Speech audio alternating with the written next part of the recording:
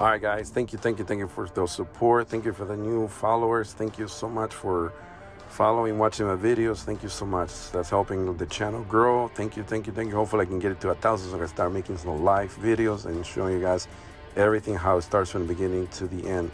All right, see, what do we got here? So this Whirlpool here, the button was not working, lights were not turning on, nothing. So this is the new one here. It comes with a new panel. This is pretty much that's what it looks like. It comes with a little sensor and the connection to the light. That's it.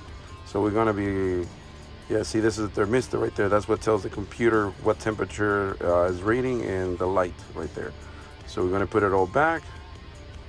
That's pretty much it, what it looks like. This is how the air comes from the freezer, but the button was not working, so we're gonna get it working. See, it's not working at all.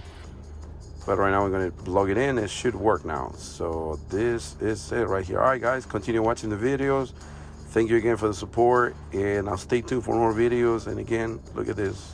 Beautiful. Look at that. Good job, guys.